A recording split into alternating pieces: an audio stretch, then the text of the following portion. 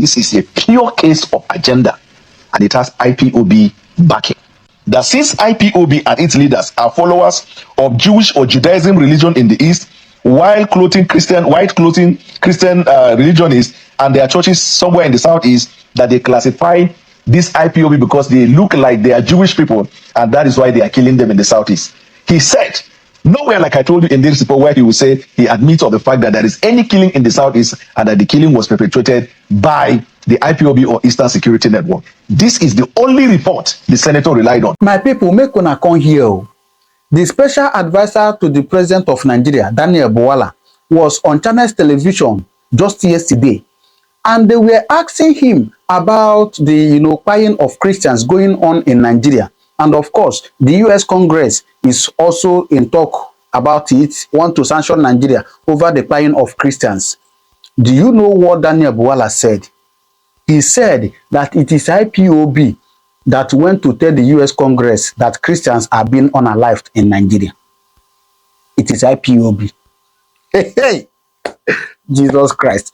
Amen, IPOB. Amen, Anna, IPOB. Waiting happen.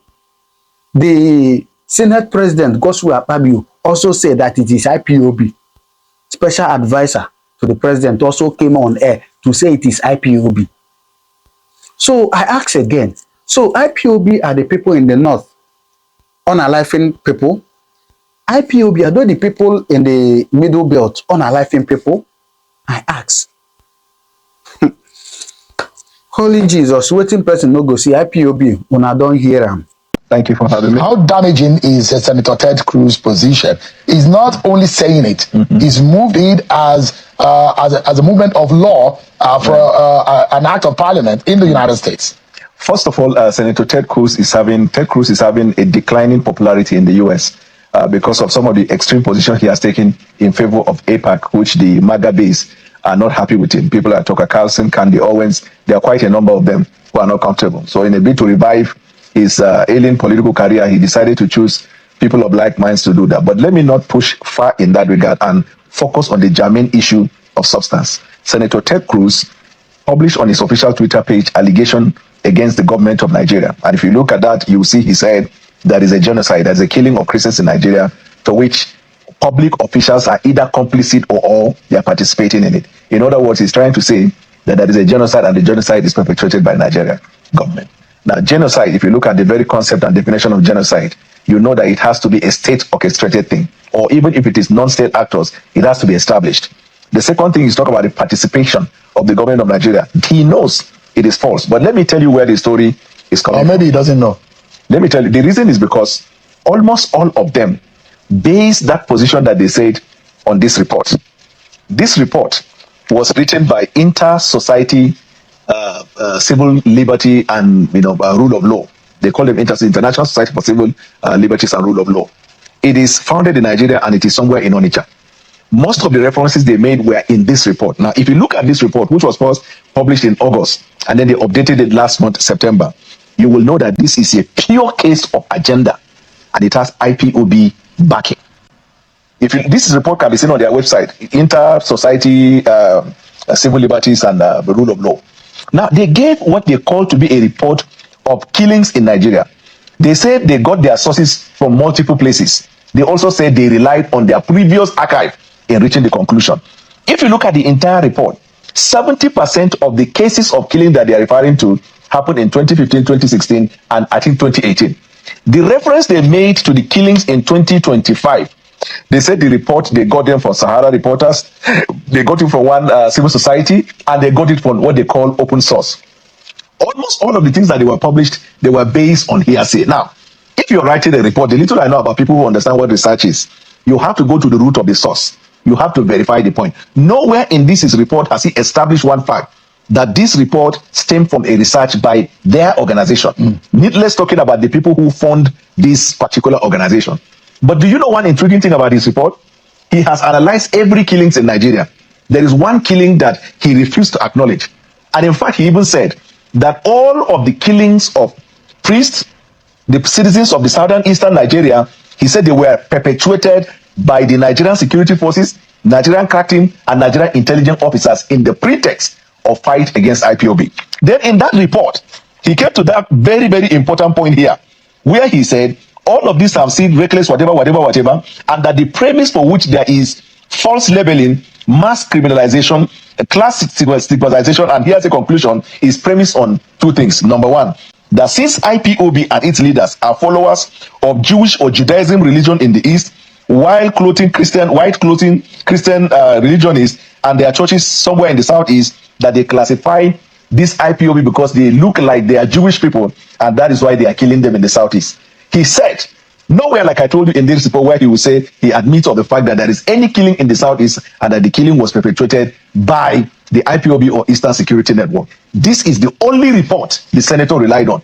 Meanwhile, there have been reports by Human Rights Watch, a report by Amnesty International, United States Institute of Peace, and all other allied reports on insecurity in Nigeria. Not a single one referenced any form of insecurity as religiously based killings in Nigeria. So there is a concern, though, because where the fire is originating from does look like it's Nigerians who have instigated this, and there are those who say they have directly been impacted by the killings in Nigeria. Right. For example, July this year, some Nigerians, some of them who are from Benue State, they had a protest press conference in Washington, D.C. Right. And now we're even hearing that Marco Rubio is supporting this move. And they said that there is a genocidal attack in their land. Some of these people, and I would say after the Yawata attack, those who have risen up to say it does look like a coordinated attack against Christians, because most of the people that were attacked, churches were attacked, the people that were attacked, most of them are Christian. That it looks like a coordinated attack. Nigerians in the United States seem to have fueled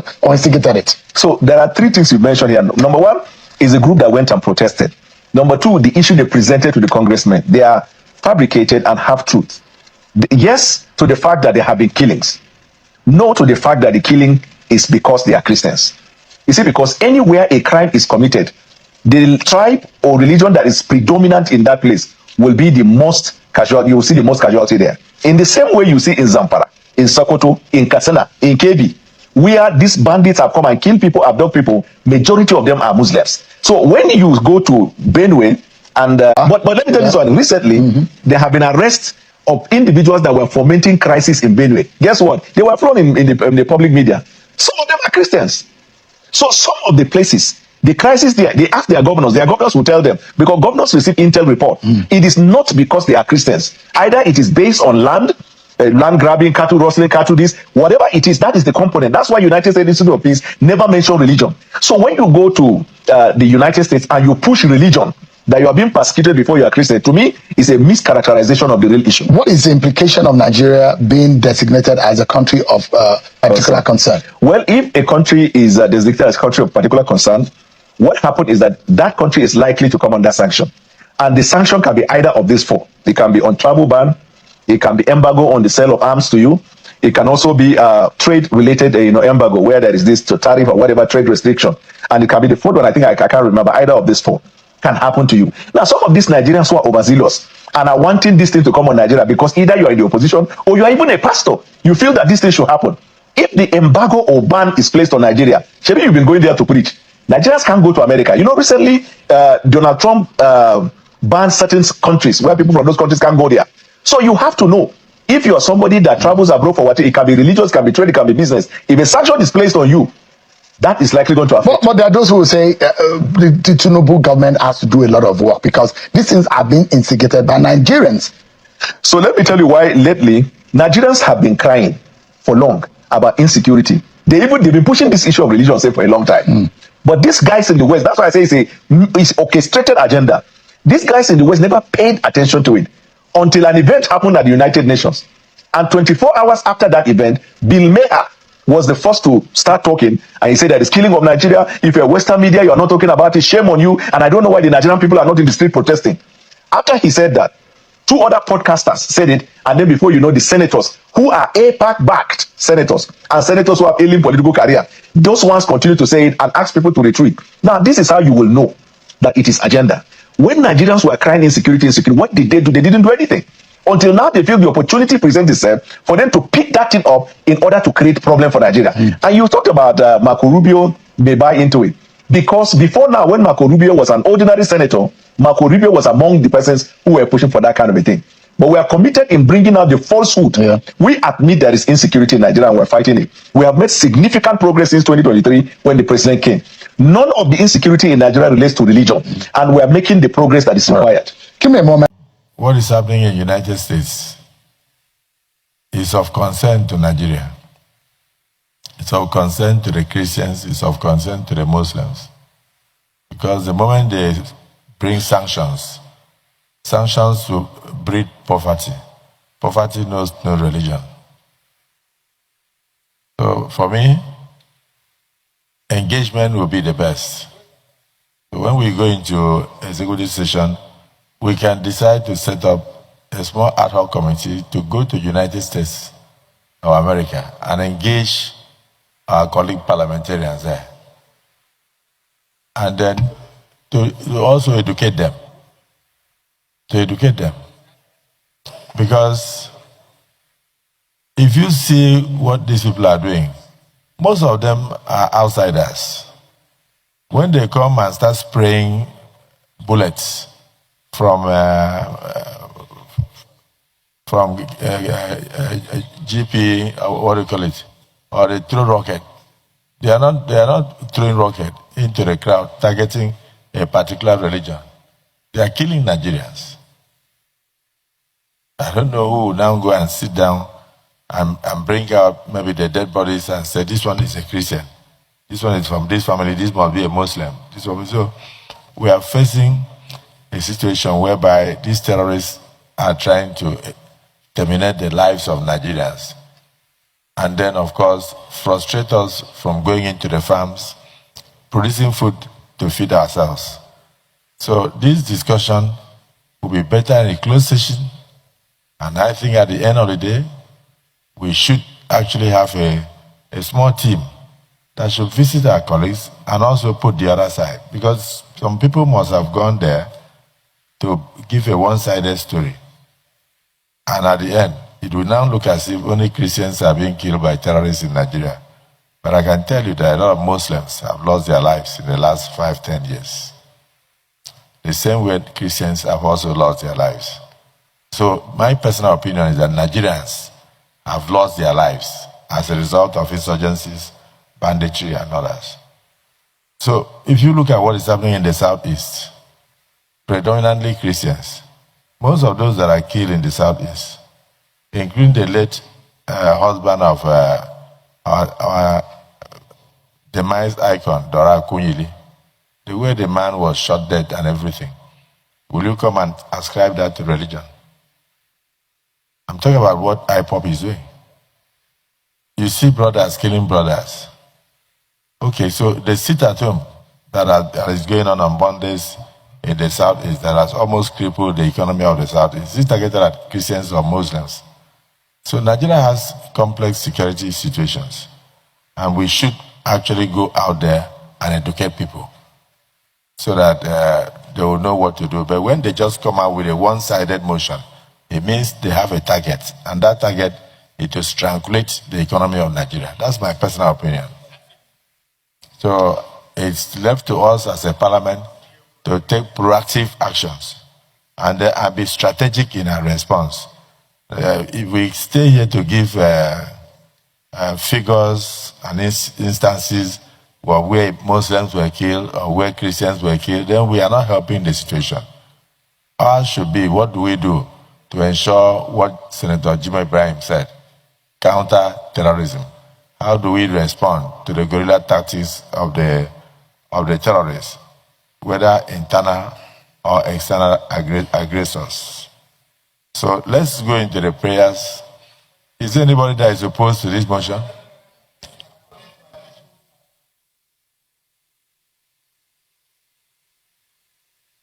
No, I was about to look at your side because I think a lot of heavilists have also been killed in the. Is there anybody that is opposed to this motion? Okay, so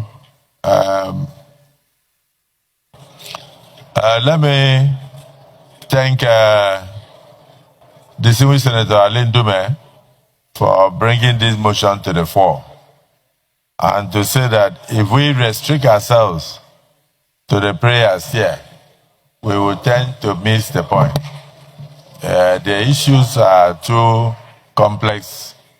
The actions of the international community, very worrisome and capable of having adverse effects on Nigerians of all faiths and the economy of the country. It's also capable of affecting the dignity of Nigerians wherever they go to. Therefore, we must have a strategy to approach this issue. And so, Leader of the Senate, my personal opinion is that this has been brought to the fore of the Senate, and then we must have exhaustive deliberations in closed session on this, and then we must also come up with a strategy to correct the misinterpretation, the misinformation, and at the same time educate the international community. So we may not need to go into item by item on these prayers. Yes. Thank you, Mr. President, and distinguished, well spoken. My motion actually will be one to say that we recognize that this motion has been thoroughly debated, and that no member of this Senate is opposed to this motion. However, in view of the sensitivity of the issues involved, I would just say that let our resolution here today on the basis of this motion be that as a Senate, it is our conviction that the insecurity problem, the insecurity challenge in Nigeria is not religion-driven. And having said that, as a resolution on the basis of our discussion here, that we will now step down further consideration of this motion, especially the prayers, till the next legislative day, which is Tuesday next week, when we can have our executive session, to discuss these prayers as well as other related matters, and also our impending security summit, and possible delegation that we may be sending to the international community. I believe these are things that we need to resolve in an executive session, and then we'll be able to take a final decision, and then you can come back to plenary to report progress on our discussion in that regard. But again, I say that let it be resolved that this Senate is totally in support of this motion, and it is the view of this Senate that our insecurity challenge in Nigeria is not religion-driven. I so move, Mr. President. I represent Bauchi Central. Based on the position adequately raised by the Senate leader, I second the motion most appropriately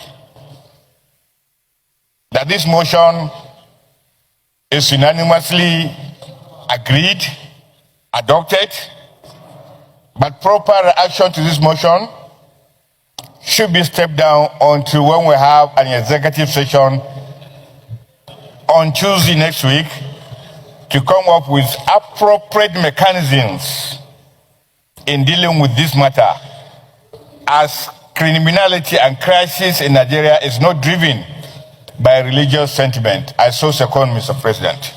Support that this motion is noted and accepted by the Senate, but further to have a comprehensive discussion on ways and means of responding to the international threats to Nigeria, particularly where insecurity in Nigeria is multifaceted and not only religious-driven, but very complex, so that we can come up with a proper strategy that will not only address the issues, but will also clean the image of Nigeria so that we don't criminalize any particular section or any particular religion. Those in support of this submission say aye. Those against say nay. The ayes have it. So we thank Senator Ndume for bringing this to the fore. We have noted it. We will go into executive session on Tuesday, sit down and discuss the strategy of engagement and our response so that it will be multifaceted, and other areas will have been consulted, such as the Ministry of Foreign Affairs, the Presidency and others, so that we know ways to address the proposed bills in United States, Canada, or any other place. And particularly, we know how to address the views of the international community and assuage the feelings of Nigerians. All right. So after hearing all this, what do you make of it? IPOB, now. That sounds funny. Anyway, do well to drop your comment in the comment section what you think, all right? I'll see you in my next video. There are so many updates I want to share with you. Thank you very much, and may God continue to bless you.